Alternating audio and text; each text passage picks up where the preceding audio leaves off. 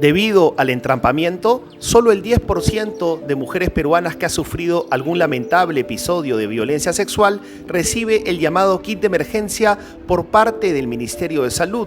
El año pasado, entre enero y octubre, las víctimas llegaron a las 8.700, de las cuales apenas 910 fueron atendidas con un anticonceptivo oral de emergencia.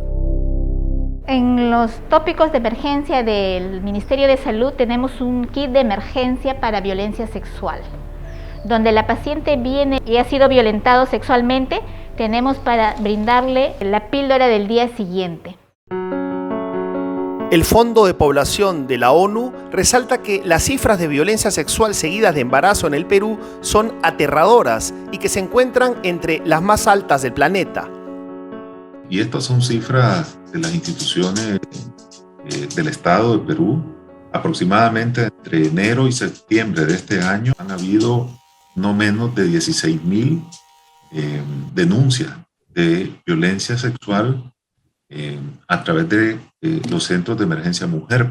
Y eso implica de que muchas de estas situaciones posiblemente debieron de haber requerido o deben de estar requiriendo la anticoncepción oral de emergencia como parte del protocolo de atención ante víctimas que han experimentado una situación lamentable como esta.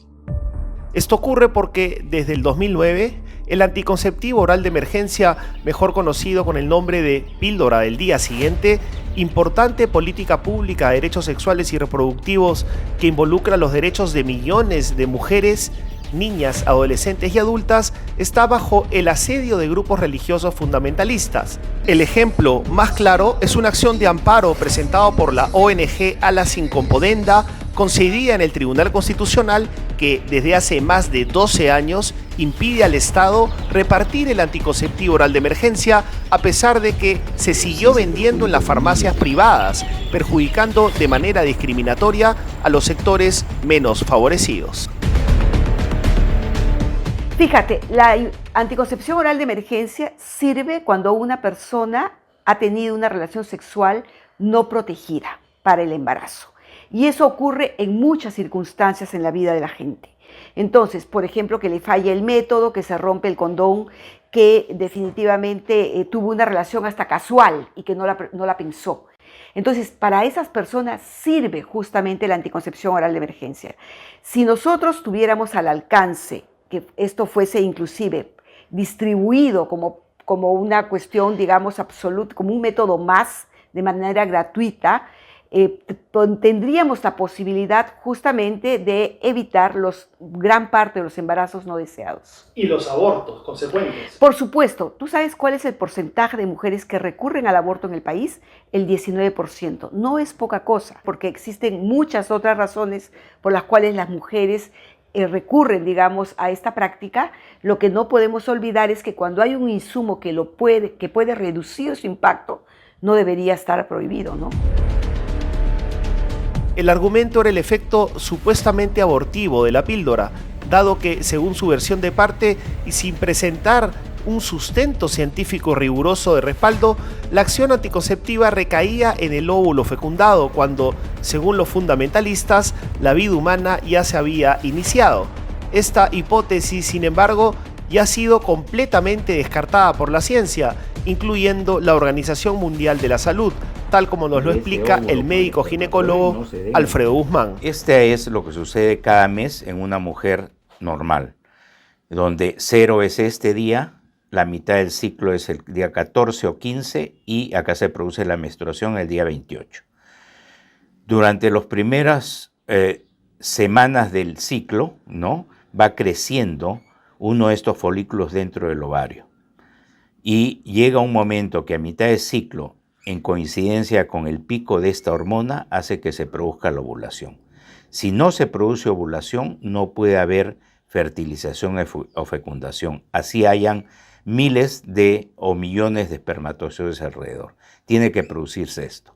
Lo que hace la anticoncepción oral de emergencia es que o impide que siga creciendo o retrasa esta ovulación para acá, cosa que los espermatozoides no tengan la oportunidad de actuar en el momento oportuno. Ellos dicen que si existe la más mínima posibilidad de que actúe sobre uno de los fecundados, se está actuando contra el milagro de la vida. No, el óvulo fecundado es después. Nosotros, la anticoncepción oral de emergencia no actúa después de la ovulación y fecundación. Ni en un mínimo porcentaje. No tiene acción. Por lo tanto, el debate definitivamente ya se ha presentado las evidencias que así lo demuestran. Y la conclusión es esa. Entonces, no hay argumento científico para deliberar o dejar en duda de que es un método abortivo. A pesar de que la controversia científica ya no existe, es decir, el anticonceptivo no es abortivo en ningún caso, y mientras el sobrecargado Tribunal Constitucional peruano vuelve a ocuparse de esta cuestión de fondo, las entidades de la sociedad civil, como el Centro de Promoción y Defensa de los Derechos Sexuales y Reproductivos, PROMSEX, ha tenido que solicitar ante el primer juzgado constitucional una medida cautelar que se concedió el 2016 para que el Ministerio de Salud pueda distribuir el anticonceptivo mientras no se obtenga una sentencia definitiva. Este mismo juzgado, en el 2019, sobre la base de nueva información científica, se pronunció a favor de la repartición gratuita de las píldoras. A pesar de ello, la ONG Ala Sin Componenda volvió a apelar la medida y la primera Sala Civil de Lima consideró que debía ser el Tribunal Constitucional quien tomara la decisión final, y entonces el acceso al anticonceptivo volvió a depender de solo una medida cautelar que apenas atenúa el hecho de que el Ministerio de Salud siga atado de manos hasta hoy. Así es, justamente porque nosotros una de las dificultades que siempre tenemos es, primero tener los insumos como corresponde, y ese es el parte de garantizar, por ejemplo, la oferta, y el otro es de que, por ejemplo, llegar a que la demanda, por ejemplo, se pueda cumplir con la oferta. O sea, estos dos elementos tienen que estar correlacionados. Entonces, lógicamente, cuando las personas desconocen, ¿no?, la información, desconocen el tipo de uso, desconocen, por ejemplo, todo el nivel de acceso que ellos deberían tener, entonces, por ejemplo, puede haber la oferta, pero la demanda no se genera. Y eso depende mucho, por ejemplo, de lo que nosotros hagamos para informar a la población de que tienen el acceso precisamente a esta oferta que le estamos dando con relación al tema de la anticoncepción oral de emergencia. El caso se encuentra en la segunda sala del Tribunal Constitucional, con plazo incierto de culminación y, dada la importancia del tema y el hecho de que el razonamiento jurídico debe necesariamente incorporar los resultados concluyentes de la ciencia, se ha presentado también el recurso de Amicus Curiae. Hemos presentado este año el Amicus Curiae, ¿no? Donde, digamos, yo como experto pongo las condiciones, en primer lugar, en el contexto. El contexto es que en el mundo se producen 40 millones de abortos, la mitad de ellos en condiciones no salubres o en condiciones riesgosas para la salud de las mujeres. Hay una mortalidad materna asociada al embarazo y al aborto también, alta. En el 2020, según el Ministerio de la Mujer y Poblaciones Vulnerables, los centros de emergencia mujer atendieron 13.843 casos de violación sexual.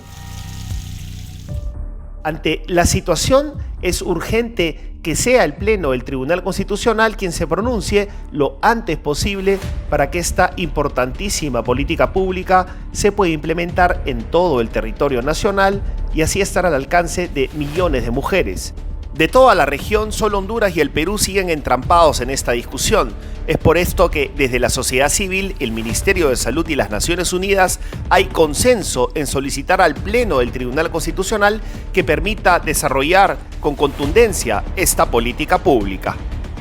Siento que esos son los casos polémicos, ¿no?, en los que un tribunal constitucional, cuando tiene un colegiado plural, le toma tiempo ponerse de acuerdo, ¿no? Ahora, no está bien, estoy explicando qué puede suceder, ¿no? Pero no está bien porque lo que está de por medio son derechos fundamentales de las personas. Y si nuestro Tribunal Constitucional fuera coherente con su mandato de última instancia de protección de derechos fundamentales, ¿no?, y teniendo como mandato el artículo 44 de la Constitución, que los derechos humanos son el el mandato supremo de las entidades del Estado, este debería ser uno de los casos a los que les dé prioridad. Está pendiente que el Tribunal Constitucional tome una decisión definitiva frente a este proceso, frente a este litigio que afecta fundamentalmente el derecho de las mujeres más vulnerables.